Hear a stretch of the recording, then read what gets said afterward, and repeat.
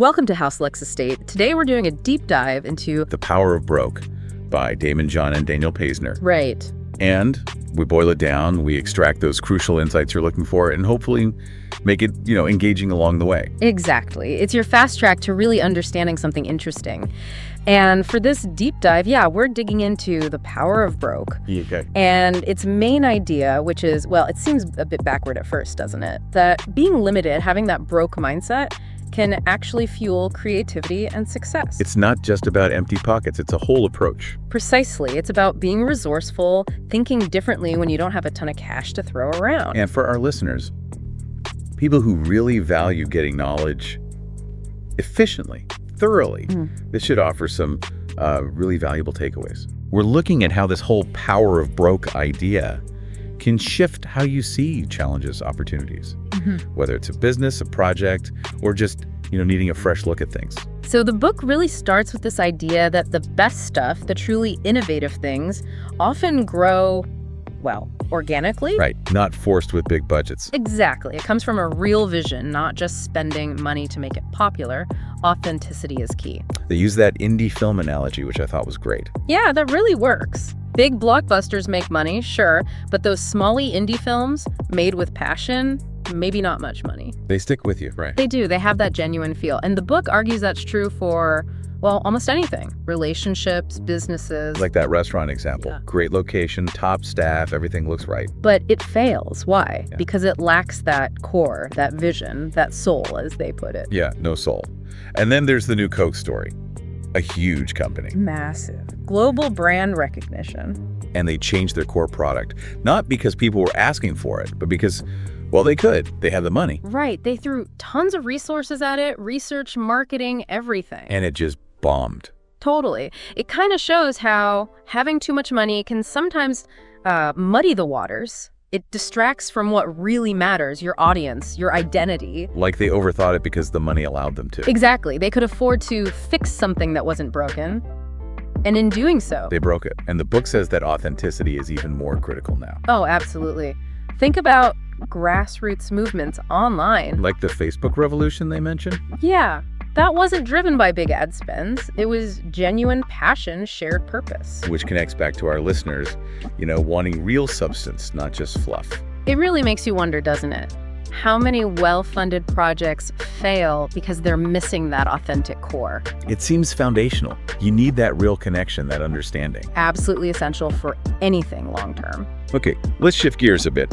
The book really digs into this idea of scarcity, necessity. Right. The need to succeed, how that can be this incredibly powerful driver. That fire inside. Yeah, exactly. That hunger that comes from needing to make it work. It forces you to be resourceful in ways you might not otherwise be. And they contrast that with people who've maybe had things handed to them more easily. Privilege has advantages, obviously, but the book suggests it can sometimes dampen that raw drive, that intensity you get from having to fight for it. The sheer will matters. It really does. Sometimes more than the financial backing. Think about the Rocky example they use, Rocky the Third. Oh yeah, classic. He gets successful, comfortable. Loses his edge. He's got the endorsements, the nice house. He's not hungry anymore. Exactly. Until he goes back to his roots, trains hard, gets gritty again. Apollo tells him straight up, "You lost that eye of the tiger." He needed to tap back into that power of broke mindset. He did. And for anyone listening, facing challenges, this really highlights how limitations can actually spark something. Spark creativity, strengthen your resolve, find resourceful ways. Precisely. Which leads nicely into the next big theme, resourcefulness and taking affordable next steps. Meaning, don't bite off more than you can chew financially. Basically, yeah. Don't outrun your resources. Focus on what's actually doable right now. They give that Shark Tank example, the Forest running shoes. Right, they had a good core product. It was catching on, but then they rushed into making all these different versions, line extensions. Before they could even keep up with orders for the original shoe. Exactly. They overextended, tried to grow too fast before the foundation was solid. It's like trying to sprint before you can walk properly. Then there's the Apple story. Legendary. Job selling his VW bus, Wozniak his fancy calculator. Just to fund the prototype for the Apple I. That's textbook affordable next step, born from pure necessity. Absolutely. And it's not always just about money. The author talks about his own mom quitting her job. To support his early efforts, right? Yeah, that wasn't cash, but it was a huge personal investment. Shows resourcefulness in different forms. And Daymond's early hustles, like the snow removal thing. Even then, thinking smart. Offering spring cleanups to get repeat business. Using what he had time, effort.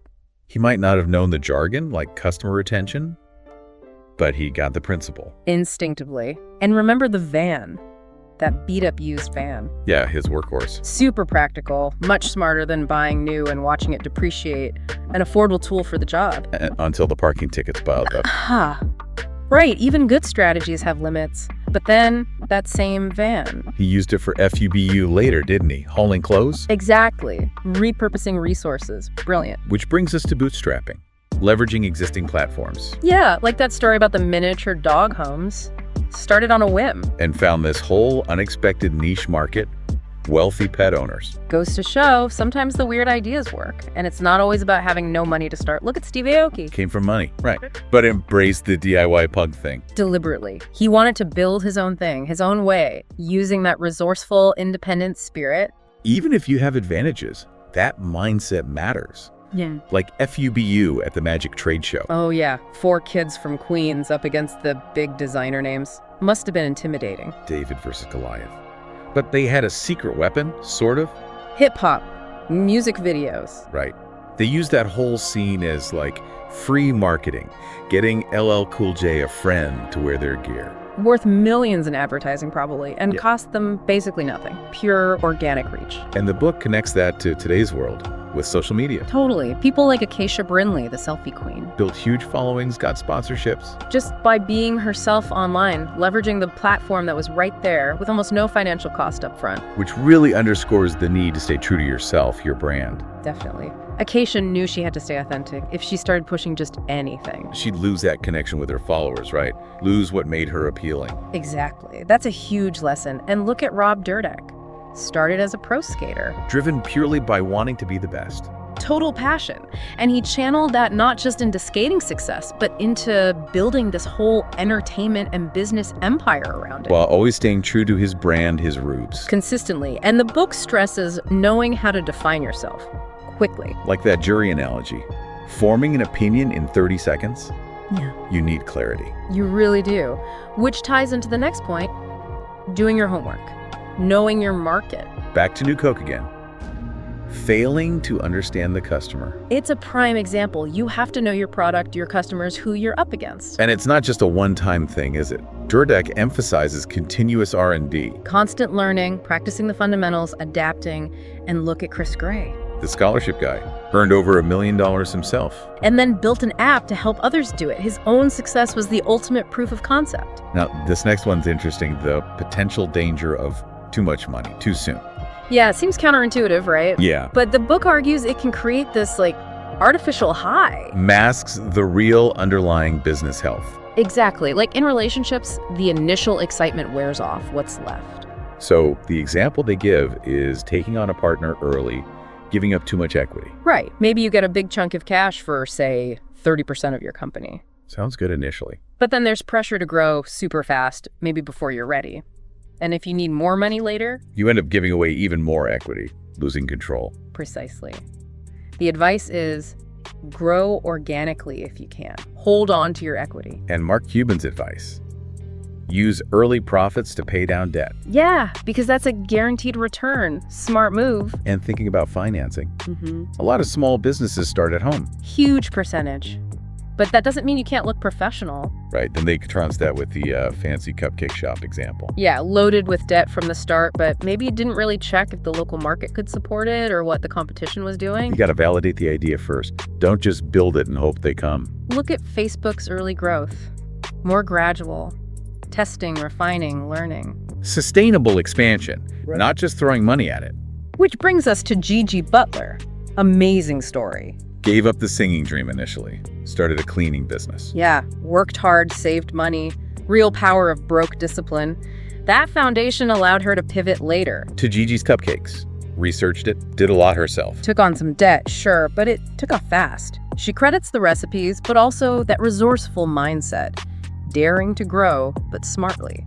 And the idea of other people's money OPM gets expanded too. Right. It's not just venture capital. Look at J. Martin's early days. Stocking stores with tapes on consignment. Super low risk entry. Then he buys a bankrupt company, uses street-level leveraging with screen printers for FUBU. Basically getting orders financed without his own upfront cash. Clever. Very creative. It's about finding ways to make things happen with the resources available, even if they aren't yours directly. Then there's commitment, perseverance. Under Armour's story really hits this home. Kevin Plank just had this idea for a better shirt for athletes. And that I will mantra shows real determination. Absolutely unwavering. And the resourcefulness, finding a tailor, then a supplier, working out of his grandma's basement. Sounds familiar. Like FUBU's start. Similar humble beginnings, yeah. Yeah. But look at Under Armour now. That sustained growth, Plank's still involved. It shows the power of sticking with it. Perspective and adaptability also come up a lot. Yeah, like Daymond John, seeing his dyslexia not as a weakness, but something that made him think more deeply. Turning a challenge into an asset. And FUBU using background dancers in videos. Brilliant. Free advertising when they couldn't afford the real thing. Adapting to their circumstances. Or Domino's changing their recipe based on customer feedback during a recession. Listening and adapting. And the Snuggie. Perfect timing for the 2008 recession. Comfort. Affordable. It met the mood. Though the book also notes Office Depot and Staples took different paths in the 2000 recession. Right. Shows there isn't always one single right answer. Adaptability is key, but the specific strategy can vary. Okay, for listeners thinking about getting investors, the book has some important points. Definitely. It mentions that tough statistic about funding for women and minority founders. Yeah, quite low. So understanding the VC world is crucial. What are they really looking for? It's not just a cool idea. They need a return on their time and money. Right. A clear value proposition for them. Exactly. You can't just go in making demands without thinking about the give and take. Good advice. Then we circle back to organic starts with Moe's Bows. Great story. Mosiah Bridges, just a kid who couldn't find bow ties he liked and could afford. So he made his own, with help from his mom and great-grandma. Totally organic. Grew from a personal need, a personal passion, listening to himself and the world around him. And the business just grew from there. Selling to friends, then TV. Yeah, eventually needed staff, a website. Amazing progression. And his Shark Tank appearance highlights mentorship. Right. Daymond John chose to mentor him, not just invest for a big equity slice. He saw the value in guidance. And mentorship is a two-way street, the book says. Yeah, the mentor learns too.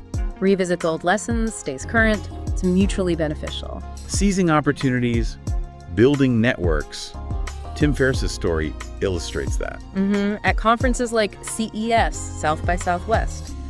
Just being genuine, helpful, persistent. Turning one connection into the next, even that chance meeting with Robert Scoble. Shows the power of being out there, engaging authentically. And these broke principles aren't just for startups, are they? Not at all. Big companies can benefit too, remembering their roots, staying lean and hungry. Like the Nature Valley example.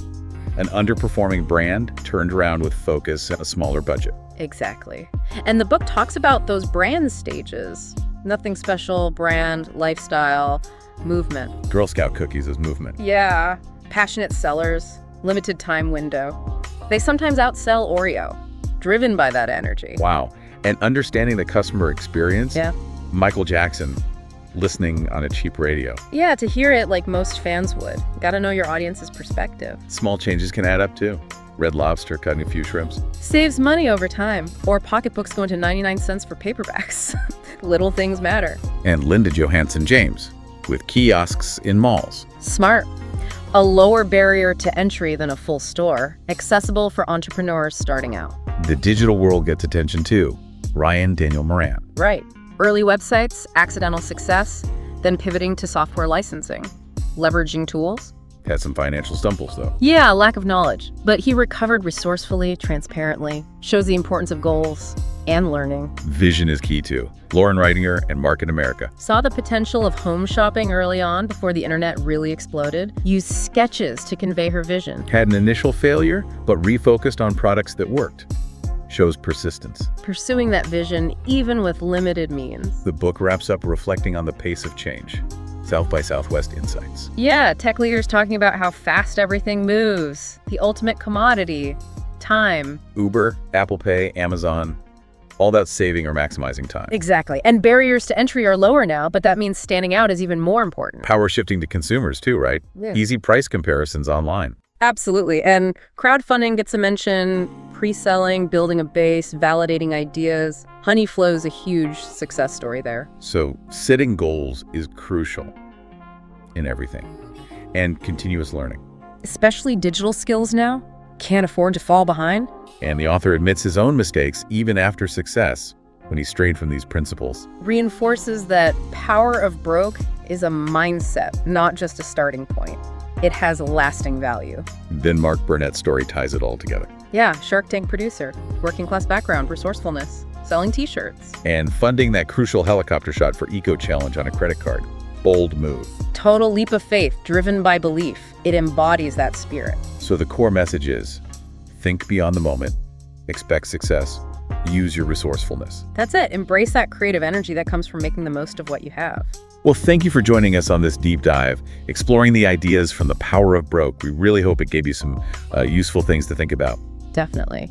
And as you mull over all these stories and principles, here's something to consider. Thinking about your own situation. What's one limitation you're facing right now that maybe, just maybe, could be flipped? Could it actually become your biggest driver for innovation and success? That is a powerful question to take away, something to really chew on. If you enjoyed this exploration and want more deep dives into fascinating topics and useful insights, please do subscribe to House Lux Estate. We'll catch you next time.